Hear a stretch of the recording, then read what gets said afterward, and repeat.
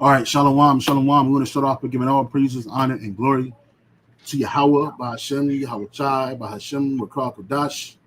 We say give double honor to the apostles and the bishop elders of great millstones for teaching his word in truth and sincerity and for ruling well.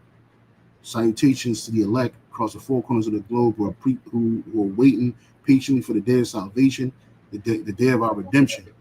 Right, real quick, Shema prayer is Shema Yasha Allah Yahweh Allah Hayanawa Yahweh Achad. Shema Yasha Allah Yahweh Allah Hayanawa Yahweh Achad. Shema Yasha Allah Yahweh Allah Hayanawa Yahweh Achad. And that's the Shema prayer is Hear, O Israel, Yahweh, our Lord, our power is one Yahweh. All right. Hey, I'm a brother Gabar Yahawada from GMS Hawaii. This is your brother Khan Allah. Khan, we the brothers from GMS Hawaii. Me and the bro just got together real quick. We're gonna try to make this lesson concise and to the point, but also impactful. The title of this lesson is entitled "Christianity is Racist and It's Edomite Supremacy," and it was inspired by this video right here that I'm about to play right now. I'm gonna play it in its entirety, just for the sake of time. I'll play it in its entirety and then we'll speak on it. Okay. But even let's say that I can't say what I want to say, y'all, but watch this.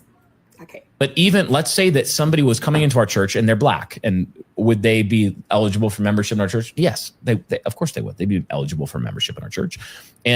But would they be permitted to participate in, embody, and practice what I would call black culture generally in our church? The answer is absolutely not. Why? Because the characteristics that mark black culture as a generalization, in the same way Paul's talking about Cretans on Crete, they are evil, murderous, violent, bestial people. They steal, they kill, they destroy. They look like Satan in how they act. They are sinful to the core. They have besetting sins that are like fatherlessness, sexual immorality. They molest children at a high rate. All of any criminal statistic that you could look at, almost pretty much without exception, they excel at them. What are the besetting sins and characteristics of it? And then you say, could somebody come in a lawful church membership embodying that culture? No, they have to self-consciously repudiate that culture. They have to leave it behind, repent of those sins. And not every individual practices behind, repent of embodying that culture. No, and characteristics of it. And then you say, could somebody come in a lawful church membership embodying that culture? No, they have to self-consciously repudiate that culture. They have to leave it behind, repent of those sins. And not every individual practices those sins, but they could, by no standard, embody those practices and come into membership in our church. Of course not.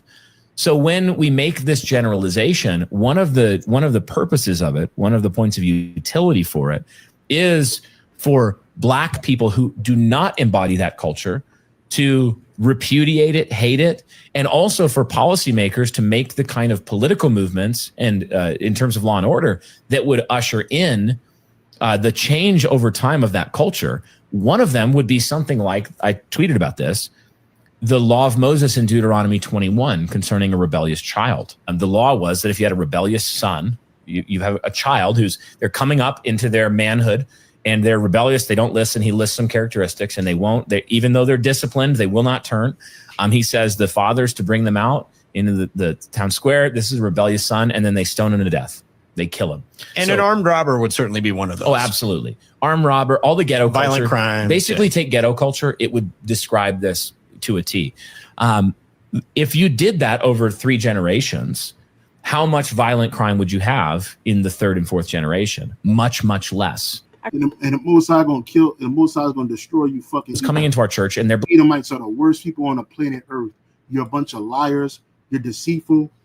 You're spiteful. You're hateful, right? And we don't want to worship your Jesus Christ. We don't want to be a part of you, right? He had the audacity to bring out the law of Moses, like he followed it. You're not even allowed to follow the law of Yahweh Bashem Yahushua in this world openly. If we were able to take a disobedient child, son or daughter, right, who was rebellious, and it don't just say the father, bring him out. It says the father and the mother, bring him out so they can be stoned. And why did the Lord do that? He did it openly to keep rebellion out of our nation. right? It had nothing to do with what you talking about. Here it is, this devil talking about something. You do this in 3 generations, they're not going to be as violent. Who's the most violent man on the fucking earth? You Edomites, man. You talking about some armed robber. You Edomites are the armed fucking robbers, bro. You created subculture, the so-called ghetto culture. Who puts that on blast? Edomites look at every so-called Negro, Latino as ghetto. Even if you prove them wrong. The only time you prove them that you're not so-called ghetto is if you're imitating them. You acting like an Edomite, you got to stick up your ass. You trying to imitate Esau's so-called way of life, right? You go to his church and worship his God, his Christ, a so-called white man. You ain't allowed. If a father and a mother took his son or daughter that was rebellious at 12 years old, because that's what it was. He didn't mention the age. He didn't mention the age. They said at 12. If he's 12 years old, you got a rebellious son, even at 12 years old, whereas in this society, they got 12-year-olds sitting in the house all goddamn day playing video games, strapped to a goddamn a tablet, right? Watching their cell phones, looking at Lord knows what. Don't want to do no household chores, don't want to be productive. At 12, man, in this society, they said you're a child. But wait a minute, you just said if we were allowed to enact these laws, these Edomites don't enact these laws against their 12-year-old sons. I just saw a video today. 2 13-year-old boys, Edomite boys, were planning to shoot up a fucking school because they was following after Columbine. And the mom and the dad in the court talking about something. Oh, he's just a little boy. He doesn't know any better. He didn't know what he was doing. You go to this fucking house, these little niggas is ordering weapons and bullets off of the dark web with I don't know whose money. 13 years old, but he's just a little boy. I wish I could find that video. I would share it with you. Are you going to say the same thing about him? Or is he violent? Right? Hold on. Let me see if I can find it. 2:13. Charge with school shooting. I just saw it today.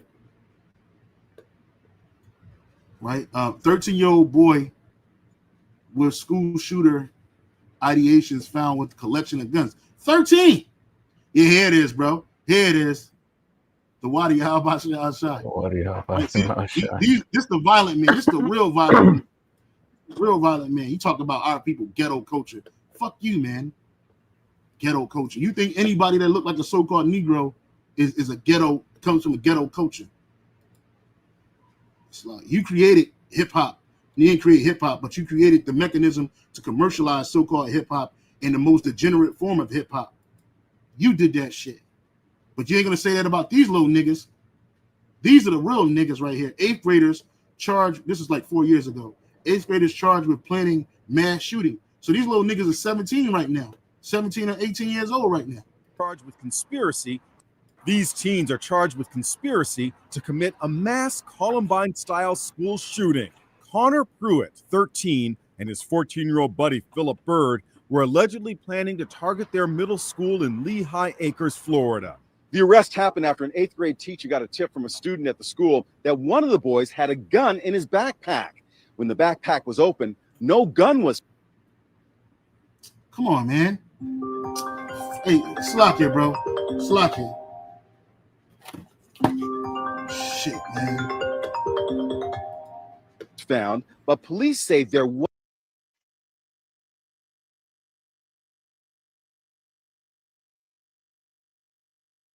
was a map with markings allegedly showing the exact location of all of the surveillance cameras in the school. The teens are said to have been extensively studying the 1999 Columbine massacre. What do you say about what you think their intent was? I am absolutely convinced that we prevented a mass shooting.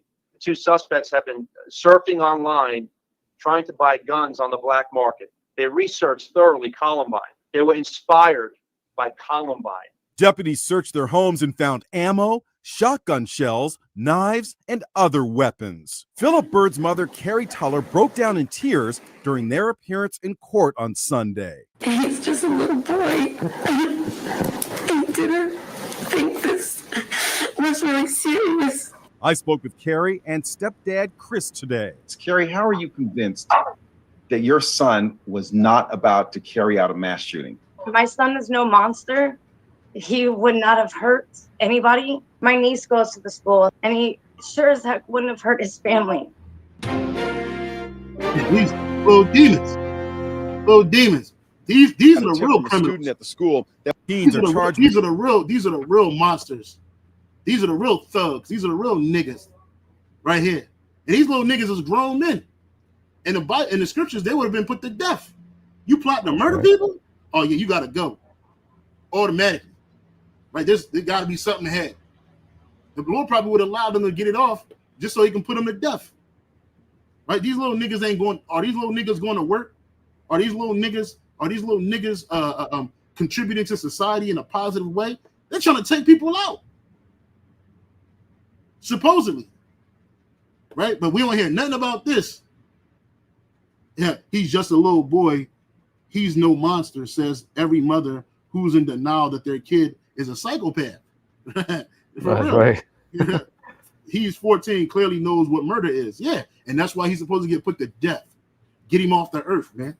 Certain things you can't stay on the earth with if you commit. But Esau don't allow you to enact these laws of Yahweh Shalom Shah. First and foremost, he don't believe in them. So for this devil to say the things that he said about our people, why don't you say that about your own? Right? You know, you talk about ghetto culture. Nobody want to come to Edomite church anyway. The spirit of the Lord definitely ain't in there, unless you some Uncle Tom or you some chocolate covered Edomite. Ain't nobody trying to go to no goddamn Edomite church. Somehow, can a black person come to our church? Well, of course, but they gotta get away with their what's they call that shit? Ghetto culture, black ghetto culture. They can't come in there with that. And then, so I want to share something because he talked about Paul and the Cretans, and this shows you that Christians don't know what the fuck they talking about when it comes to the scriptures, right? So this is I asked a question on chat because you know chat helps us out from time to time, right? I asked a question. When Paul spoke about the Cretans, what was he referring to? Paul's reference to the Cretans comes from Titus chapter 1, verse 12 and 13. He writes, one of themselves, even a prophet of their own, said, the Cretans are always liars, evil beasts, slow-bellied. They witness that this witness is true. Wherefore rebuke them sharply that they may be sound in the faith. The background, Paul is writing to Titus, whom he had left in Crete to strengthen the church and appoint elders, Titus 1-5. This island of Crete in the first century had a reputation for dishonesty, greed, and indulgence. Ancient writers like the Greek poet Epimenides, whom Paul quotes, made similar observations. In fact, the Greek verb kritzo to Cretans came to mean to lie. What Paul was referring to, cultural character. Paul was pointing to a well-known cultural stereotype of the Cretans as deceitful and lazy, prone to excess and dishonorable living. And that's what they say about us today. In the so-called barrios, comunicajes, the so-called ghettos. That's what they say about our people. But that's not always true.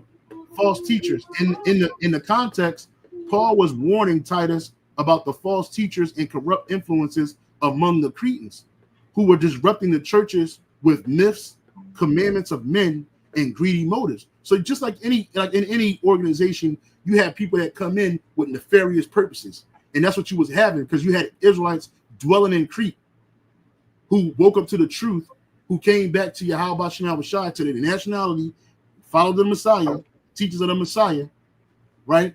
But then you had people that spotted out like, oh shit, this is a come up right here. So they would come in, they would bring those myths from the Greeks, from the Hellenized people, and these are Jakes doing this shit, right? Who looked at the church as a come up, and you got that going on today. In fact, modern day Christianity is just like this. They come in with these false teachings, these myths, but this dude tried to apply this to us. Paul wasn't speaking against the people at Crete that believe. He was warning Titus about people that was going to try to come in with false teachings. That's right. That was going to abuse the church. So he told him, look, man, make sure when you get down there, you set up some good elders, some brothers that's really sincere, that's going to follow this word, and that's going to keep things in order down there, because you know what they say about the people in Crete down there. You might get some false teachers amongst you. So it says, need for correction by citing, I don't know why it's Salaki.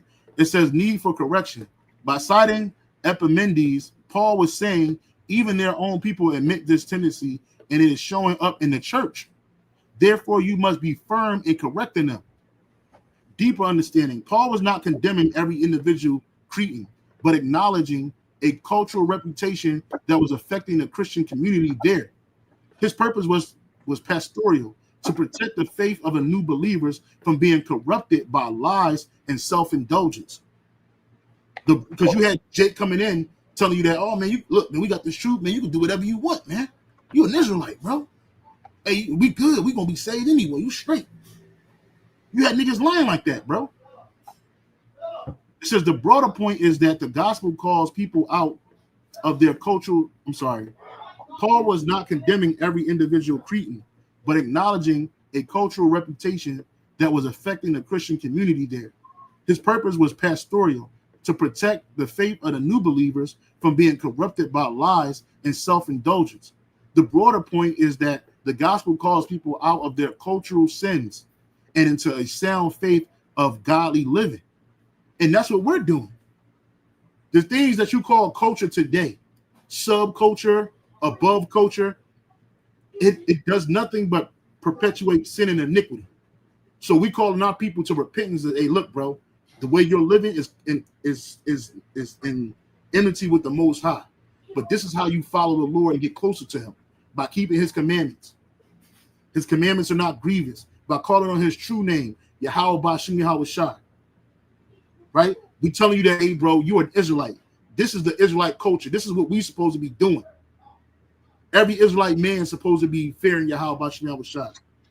We're supposed to refrain from certain things, because why? These things, they push sin and iniquity on us. Can we keep them 100%? No, brother. You can follow it to the best of your ability, because what? There's a sin that we're not supposed to wear mixed fabrics. We're in captivity. All our fabrics are mixed. Right? There's a sin that we're not supposed to be amongst women who are on their menstrual cycles. Our women are supposed to literally be set apart from us once a month. Can we do that in this society? No. So now we unclean. Every time your woman sit on the couch, she sit at the table, she touch a plate, she touch a pot and a bowl. Guess what? That's unclean. Now you unclean until the evening or the next day. Can you follow that? No, we can't keep that. You got the law of the Sabbath. You ain't supposed to work, do no kind of servile work on that day. It's a day of rest and remembrance of the law, statutes, and commandments of Yahweh Bashim Yahweh Shai. Most brothers got to work on the Sabbath, depending on when it falls. Even high holy days. Why? Because you're in captivity. But the scripture says, in their captivity, they shall remember themselves. What's that mean? We're remembering that we're Israelites. This is our culture. These Edomites, they running around here acting like they're holier than thou, right? Not this demon. They're holier than thou, right? Talking about joining his church.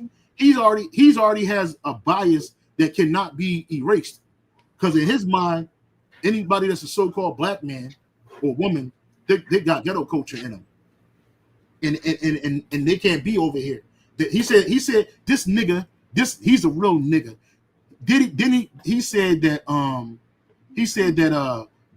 black people lead in all violent crimes and molestation. Did he say that, bro? Did you hear him say that? Yep. Check this out. Cause see, we do research around here. You ain't finna sell us no dream. You ain't finna sell us no lie. I said, what race in America leads in child molestation crimes?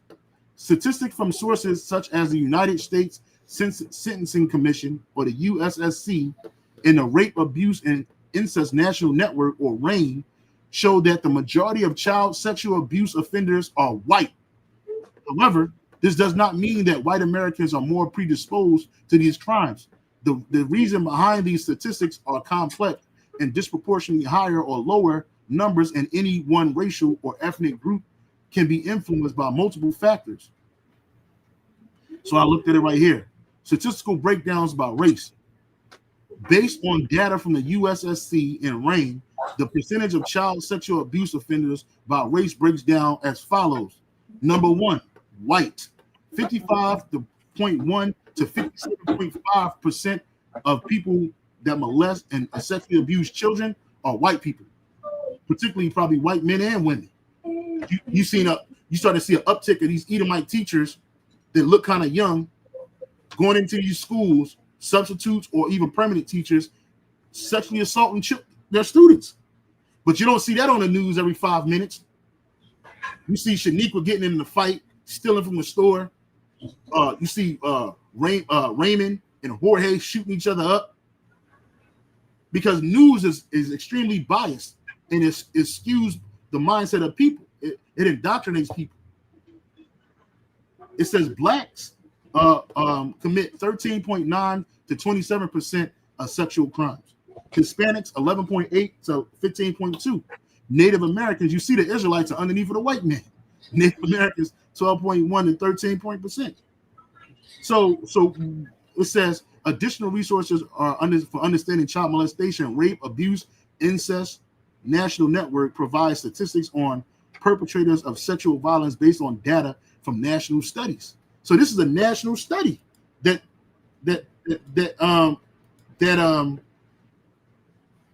refuted what he just said.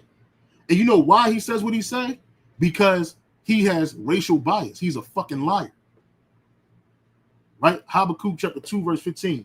Woe unto them that giveth his neighbor drink, that putteth thy bottle to him and makest them drunken, also that thou mayest look on their nakedness.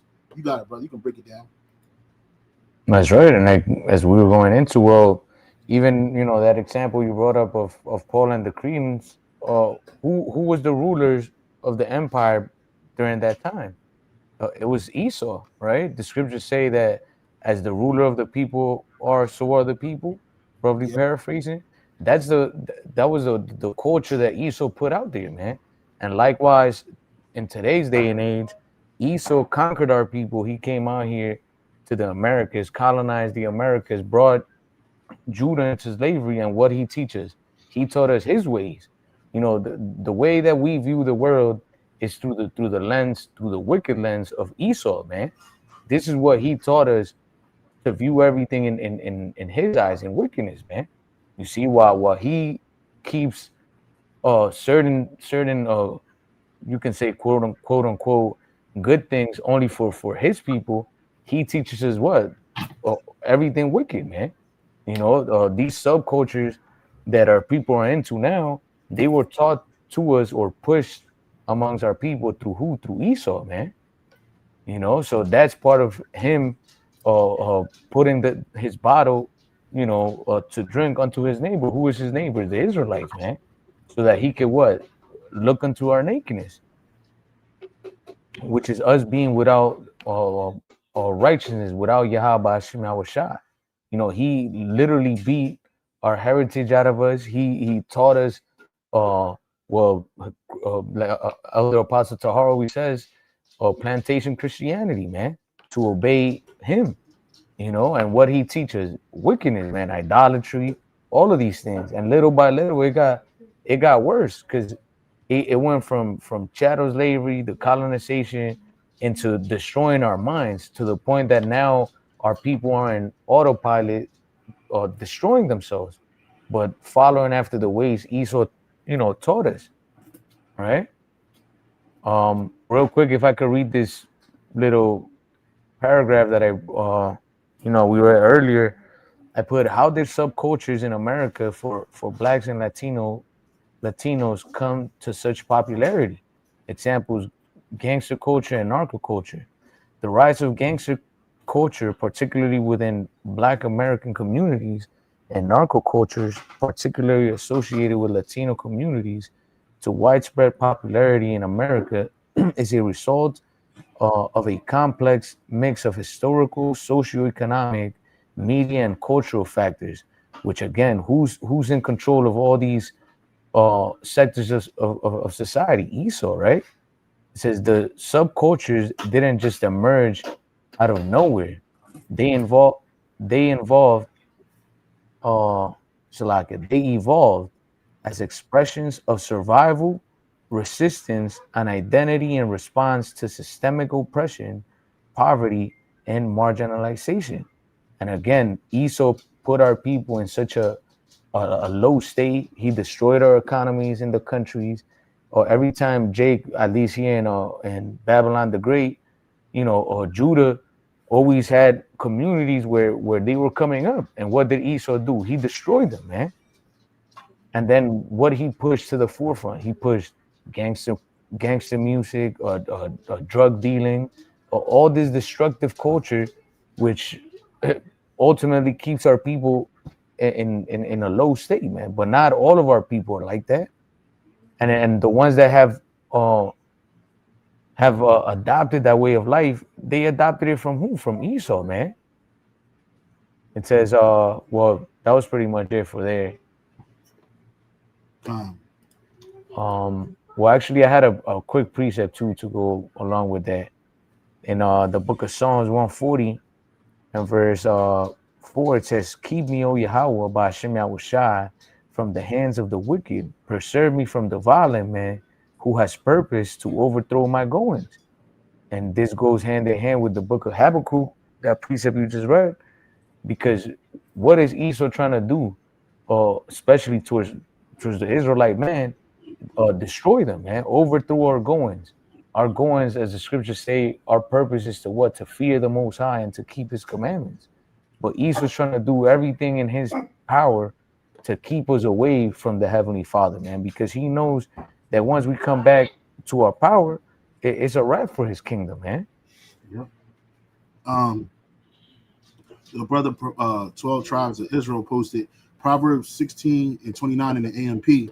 A violent and exceedingly covetous man entices his neighbor to sin and leads him in a way that is not good. And that's why you got like the brother was going into, you got gangster rap, narco culture. Esau is the one behind that.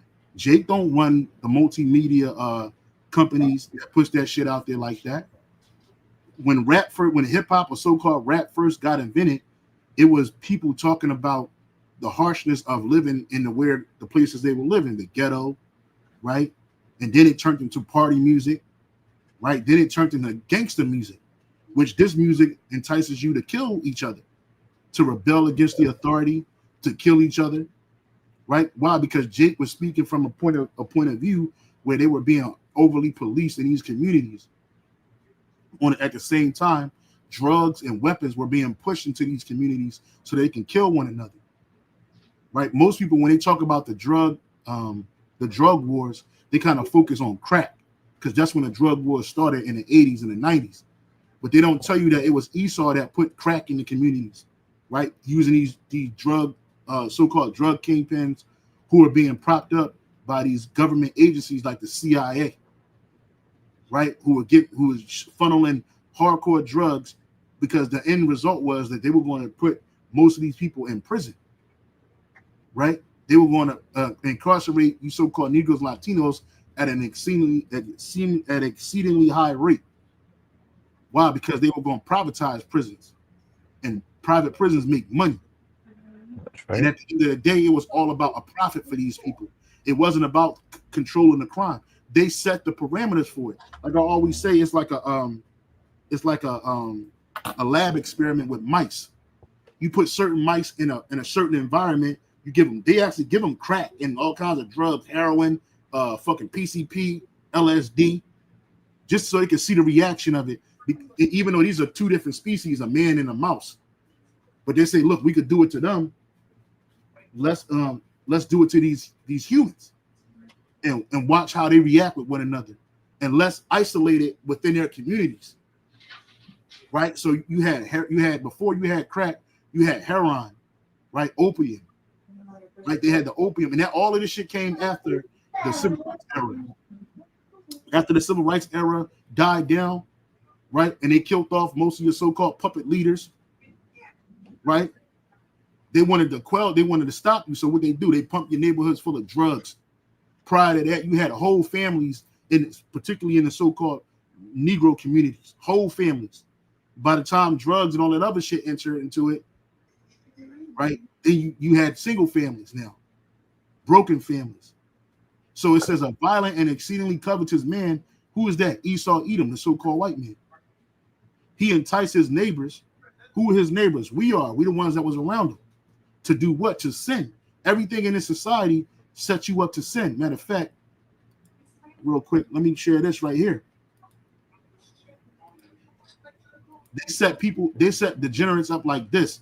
Cardi B, right? Here it is. This woman was something that most women in this society supposedly want. She was married. She had children. She ain't had no children out of so-called wedlock. She had children with a husband who's also was a performer. But because he kept stepping out on old girl dealing with other women, she got mad.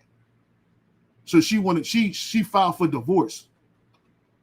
Right? She filed for divorce, and they haven't finalized it yet. So technically she's still married.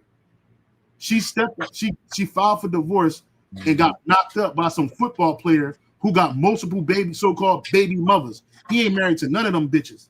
In fact, a lot of them, 3 of them, he has 3 children right now in the womb. 3 children right now in the womb. Right? And you know what she said? She said, you know what? We just gonna all have to be friends. We all gonna have to raise these kids together. But she didn't say that with Offset. He ain't even got no kids outside of his marriage besides the ones that he had prior to dealing with her. He had 2 other children. 2 or 3 other children prior to dealing with her. And then he had 3 children with her. So the nigga got like 6 kids altogether. You see what kind of fucking messed up mind you gotta be in? And they promote this woman to do shit like this. On my back that I said, now wherever you at is where I want to be, nigga. I'm on your dick. I want to hold it when you pee, nigga. Like, I am on your dick so much. I love you so much that if you want me to hold your dick while you peeing. Hey, look, she got a fucking bottle next to her that says unwell. Because these people are unwell. Mentally, she's destroyed. That's right. And a sign on the wall that says call her daddy. That's confusion. They set people up like this. Who does this? Small hats, so-called white man. They funnel millions and millions of dollars into this woman to push a degenerate behavior. I'll hold it. Like, you know how like some bitches be like I want to live under his skin. Yes. It's like I want to hold your penis every single day like it's a platter. I want to sit it right here next to me. And cherish him forever. And cherish it forever. So precious to me. Oh, penis. This is lyrical. You see this shit? And this is what Esau pushes. This is that shit that entices Jake to go off, particularly the women. Right? Somebody said right here, I don't know, man. Bring back being a lady. Yeah, these hoes don't know what that. It says, some woman says, I wish y'all would shut up sometimes. Y'all expect all people to act the same. If you want to be a real lady, be that and let other people be who they are. It's always the ones that's naked in every other pic. But so are you. Nah, she good. She's a light skin. They get away with everything. How about bring back shutting the hell up? You see, you can't tell these bitches nothing because Esau created an environment just like they do to mice. That's confusing. That's destructive. That's prideful, and that's sin. That's right. That's hard. That pushes prostitute harlot behavior. Right? And you can't correct these demons. She loved hard reminds me of the people who want to be in your skin. But okay, that's love. And she loved hard. She don't know what love is. She don't know what love is. That her husband wasn't beating on her ass. He was giving that bitch gifts, showering her with gifts, bringing her money, right? Taking her around. They both was on the level, right? And now she got these dirty, dumb demons walking around here thinking that they're going to get them a Stephon Diggs. She going to go from one millionaire to the next. That's not you.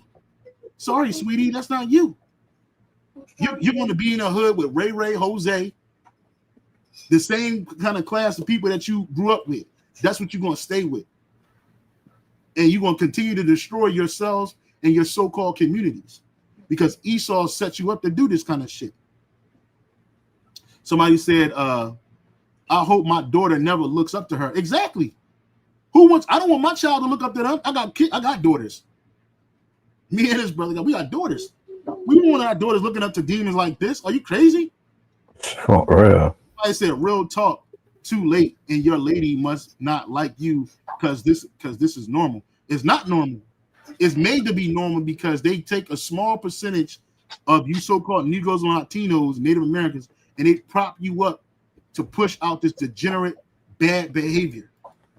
These people are truly a minority amongst our people. You got something, brother? Yeah, I got a quick precept in the book of Psalms 12 and verse 8 in the KJV. It says, "The wicked walk on every side when the vilest men are exalted." And then in the AMP it says, "The wicked stirred about in pompous self-importance on every side, as vileness is exalted and baseness is prized among the sons of men." And Esau has made baseness and vileness prized, amongst the sons of men. Everybody's trying to be like Cardi B or like these wicked individuals in the industry. I'm speaking about our people, man. Why? Because it brings the bag, it brings money, So our people are chasing after this type of lifestyle, and they praise it, man. When in reality, this is a self-destructive. Straight up. Real quick, I got this from the chat. Right? It says, I asked, is it fair to say that the subculture that is pushed on Black Americans are really a minority within the culture? Not everyone is a criminal or aggressive or fatherless. And it says, yes, that's very fair to say. In fact, it's one of the most important distinctions to make when discussing Black subculture in America. Stereotypes versus reality. Stereotypes, the pushed image. The media often highlights the most sensational aspects: violence, crime, broken families, hypersexuality. We just showed you an example of that, as if they represent the majority experience. Reality, the majority, most Black Americans are not criminals, not aggressive, not growing up without fathers. The U.S. Census Bureau and the Pew Research data show that the majority of Black men are not incarcerated. The majority of Black children do not have active, the majority of Black children do have active fathers, even if not living in the home. And the vast majority of Black Americans live ordinary, working, and middle-class lives. You see? It says why the negative minority gets amplified. It says media economics. If it bleeds, it leads. Negative, dramatic stories, crime, dysfunction attract more viewers and clicks than stories about stable families or normal life. And that's why people preferred Good Times over the Cosby Show. Right? The Cosby Show, it wasn't about a rich, affluent family, even though they were affluent. It was about Black Jake not having to worry about money and were able to play active roles in their kids' lives, even though they had high-level employment. The father was a obstetrician with his own practice out of his home. His mother was a high-powered lawyer who never went to work. She rarely fought cases. She was always active in her kid's life at home, cooking meals, dealing with the everyday stresses of raising children. She raised a house full of girls and one boy, right? And all of them were able to live their life and have their own personal experience and always be able to come home without being cursed at, worrying about if they ain't got the rent money for the next month. You see? But they took that show off the air. And what they give you? Good Times, Sanford and Son, Martin, Bad Girls Club, because they didn't want you to view yourself in a positive light. In fact, in the 1980s, Black so-called college enrollment was at an all-time low, particularly from the 70s going into the early 80s. Then when the Cosby Show came out, and then they came up with a spin-off show called A Different World. After A Different World came out, Black college enrollment skyrocketed, bruh. And they didn't want that. So A Different World got canceled eventually because they didn't want you Jakes going to college being something, passing your THCs and shit. They wanted you in the hood, and what they have coming up after that, all this gang shit, all this crime drama and shit that's surrounding you. Pushing movies like Juice, Don't Be a Menace, Juice, Menace to Society, Boys in the Hood, Don't Be a Menace while drinking your juice in the hood. All this crime shit, all this thinking what they push, gangster rap. That nigga Tupac was a tool for that. Ice Cube, a tool for that. NWA, niggas with an attitude. Niggas with an attitude. Why? It says, again, if it bleeds, it leads. Confirmation bias. Society has long-standing racial stereotypes. When media reinforces them, it feels true. Nixon said anything people see on TV, they believe is true. To people who already expect it. Policy convenience. Highlighting dysfunction helps justify policing, surveillance, and neglect of systemic inequalities. The minority within the culture, the so-called subculture that gets pushed, glorification of crime, gangster imagery, hostility to authority, represents a small fraction of Black America. But because it is given such an oversized platform, it can appear as if it's the dominant cultural reality. This creates a feedback loop. Outsiders assume it's the culture, and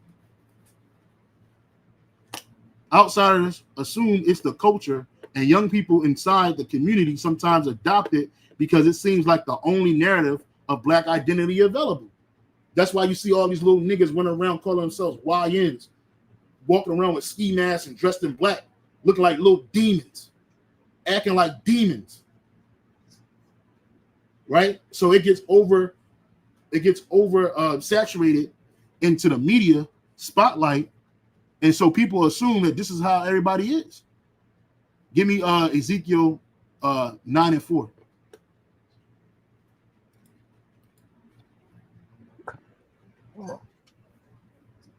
This is the book of Ezekiel 9 and verse 4. It says, and the Lord said unto him, go through the midst of the city, through the midst of Jerusalem, and set a mark upon the foreheads of the men that sigh and that cry for all the abominations that be done in the midst thereof. And that's what we're doing through the spirit and power of Yahweh Bashim Yahushua. Because there is men on this earth that's sighing and crying for all the abominations that be done in the midst of our people. Keep reading. Verse 5, it says, and to the one, Salaki, and to the others, he said in mine hearing, go ye after him through the city, and smite, and not let your eyes spare, neither have ye pity. Right. Go ahead.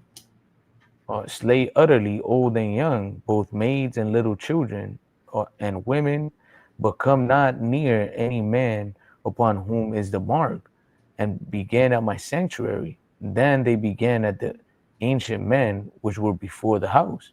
Yeah, because it started with the men on high levels. Right? When you read the book of Ezekiel, you read about how a lot of these older men, even priests, were going into into these dark spaces, worshiping the sun. The Lord told Ezekiel to dig a hole in the wall and look at what these niggas is doing. And he saw it. Niggas committing idolatry. And he's supposed to be priest, going off. The women worshiping Tammuz, weeping for these idols, teaching the children to do so. So the Lord told the angel, told Ezekiel, hey, set that mark, that Thawah, which is a pardon, which is an exemption from judgment, because these men are sighing and crying for all the abominations. They're not following these ways. The scripture says, among my people are found the wicked, right? I found wicked men, right? That's right. And somebody, I don't know who, I can read it, but somebody named Quashar,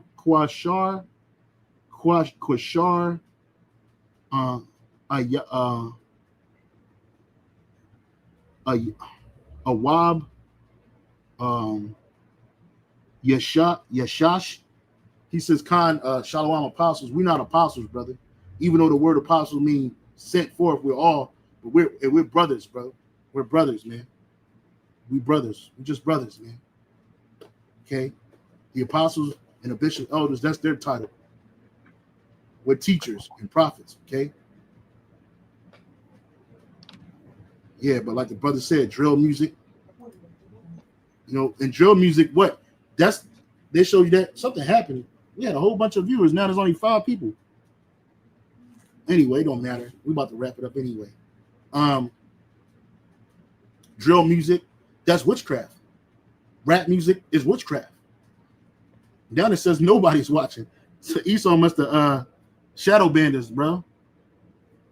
Can you hear it? Yeah, I can hear it.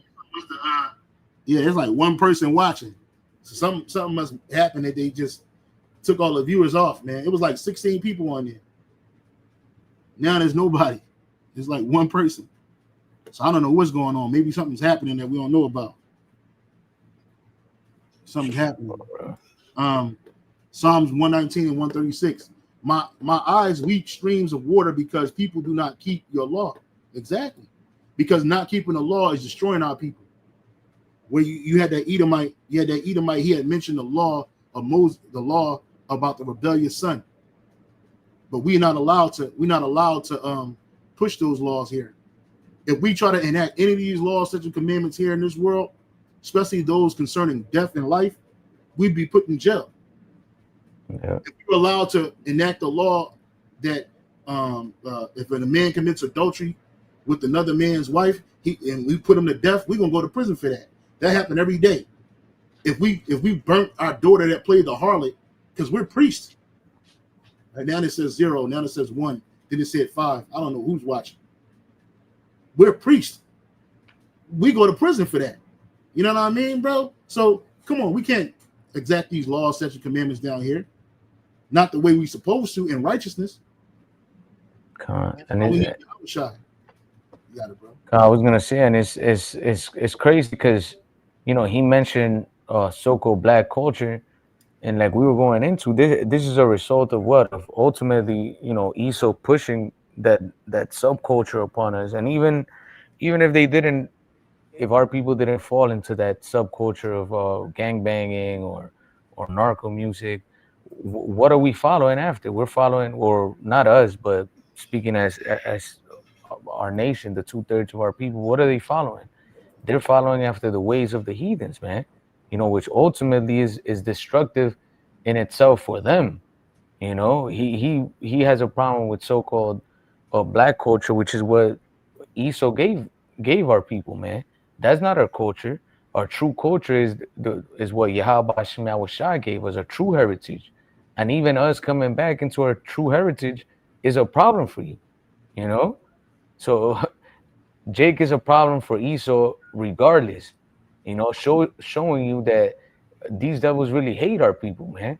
They don't care if you're on one side of the spectrum or on the other, whether righteous or wicked. They just don't want you around. You either submit to them or you're a problem. You see? Yeah. And submitting to them is conforming to their way. But Esau, the last scripture, get Psalms 50 and 16. You Edomites, you ain't, and you could just read it. One of you bros can post it in the comment. Oh, you already had it on deck? Yeah. Go ahead, bring it out, bro. This is the book of Psalms 50 and 16. It says, "But unto the wicked the Most High saith, What hast thou to do to declare my statutes, or that thou shouldest take my covenant in thy mouth?"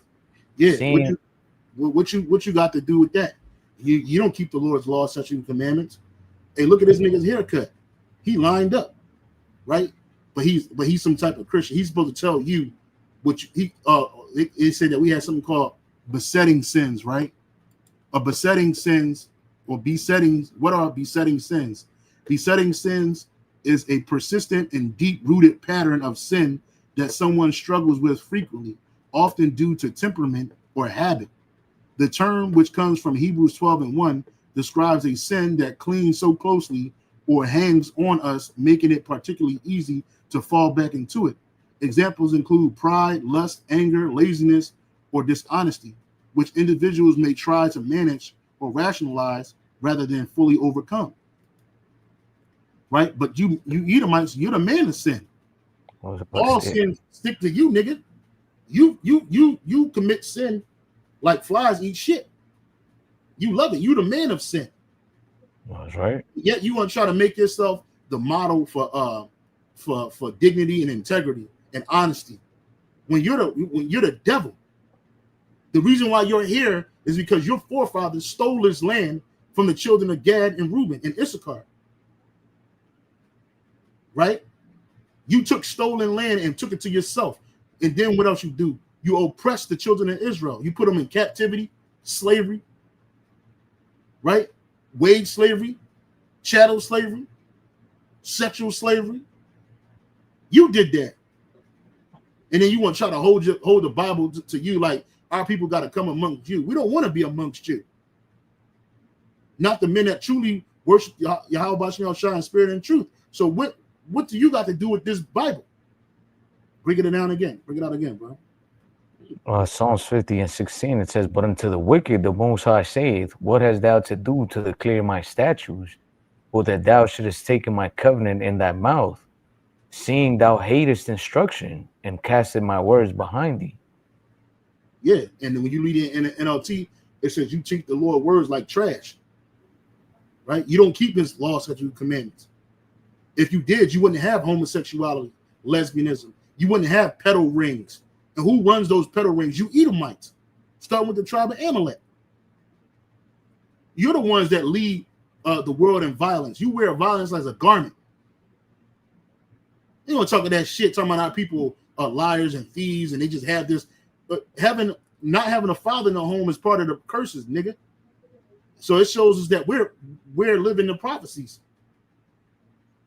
Right? Not having fatherless homes. And why are most of the fathers out of the home? Because you Edomites created these social programs that benefit women that are so-called single. Right? So you don't encourage marriages. You don't have social programs that help married couples. You don't have social programs to encourage responsibility in marriages. Right? In marriages, when a man lays down with a woman, you encourage bestiality. You encourage pedophilia. You encourage homosexuality, lesbianism, transsexuality. You encourage that in this system. None of your lawmakers, none of your presidents are outlawing any of those things. So that means, but you swear on the Bible, what you going off by doing that? Then you want to try to paint yourself as some type of Christian nationalist. Now you're the man of sanctification and holiness. When in reality, you're the man of sin. That's right. Some brother said, Salakia, he says, Khan, our IQ level drops down watching TV. That's what I tell my son. Well, it's not even just that. First of all, the IQ was created by Amalekite, so-called white man. Intelligence quota. And what's the basis for that? No, the world, the whole system dumbs your children down. You send them to these schools, they dumbing your children down. You let them watch TV, you let them hold tablets and watch. The majority of Americans can't even read. They don't even know that America is a continent. They don't even know that. For real. Nigga couldn't tell you on a map where Israel is and where it starts and stops. Ask them what the capital of America is. Texas. What? What's 9 plus 11? 21. You know what I mean? Through. That's right. You got it, bro. I had asked the chat. I put, can we they send Salaki? Can we then say that these destructive subcultures are a result of white, British, Portuguese, and Spanish colonizers pushing them on their captives to keep them in a low state? And it says, that's a powerful and important question. To answer it responsibly, yes, the roots of many destructive subcultures can be tracked back to the legacy of European colonialism, particularly British, Spanish, and Portuguese empires. And then here comes the lie. But it's important to understand the connection in terms of long-term systemic effects, but not as a direct intent to create gang and narco culture, which it was a direct intent. You know, Esau will tell you that it wasn't. I mean, of course, our people to a point have a great part in destroying themselves, but Esau intentionally created these environments for our people.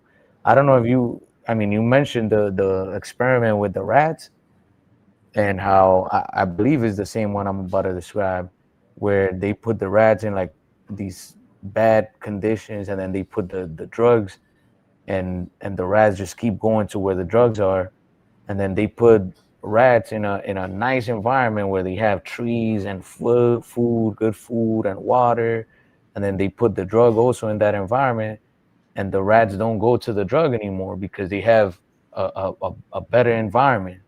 So Esau implemented that in our communities, man.